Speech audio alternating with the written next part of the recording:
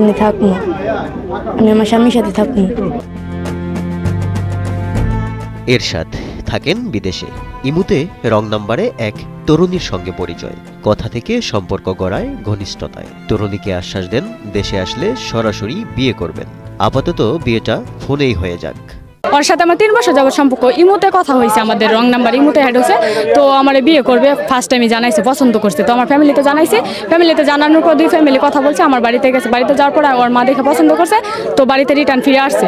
তারপরে ফিরে আসার পরে ও বলছে যে পছন্দ তো হয়েছে, এলা আমার দেখানোর উচিত, দেখাইছি।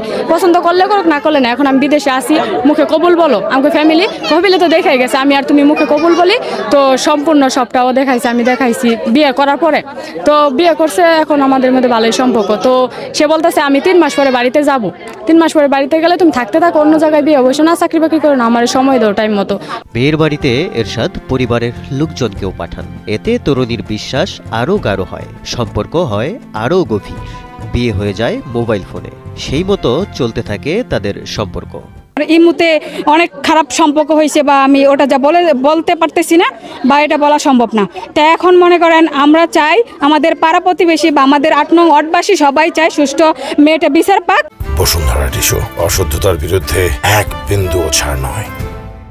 ছেলে বলে মেয়েরে কইছে যে আমার বাড়ির লোকে পছন্দ না করলেও তোরা বিয়ে করাম, আমি খাওয়াইম, আমি রাহাম, তুই চিন্তা করিস না, তুই আমার বাড়িতে যাইবে। মানে অনেক আশ্বাস, অনেক দিছে মেয়েরে। মানে এতদিন যোগাযোগ রাখছে, পরে বাড়িতে আসবার 4-5 দিন আগে মেয়েরে ব্লক করে দিছে, আর যোগাযোগ রাখছে না। মানে হ্যাঁ কি মার্কেট করছে, কি কিনছে, মাল লাগে, তার বোনে লাগে কি কিনছে, তার লাগে কি কিনবো, সব কিছু ওরে বলছি। এবার দেশে ফিরবেন এরশাদ, কেনাকাটা করেন, মোবাইলে বিয়ে করা স্ত্রীকে দেখান জিনিসপত্র। কিন্তু যেদিন দেশে আসবেন সেই দিন থেকে ফোন বন্ধ তার।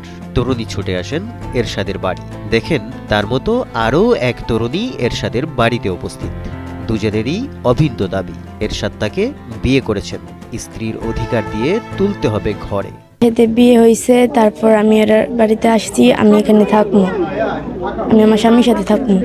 এই মুহূর্তে উধাও দুজনের সম্ভাব্য স্বামী এরশাদ। এ ঘটনা গাজীপুরের কাপাসিয়ার আড়ালিয়া গ্রামের। মাহমুদুল হাসানের তথ্যচিত্রে খন্দকার সাইম, কালের কণ্ঠ।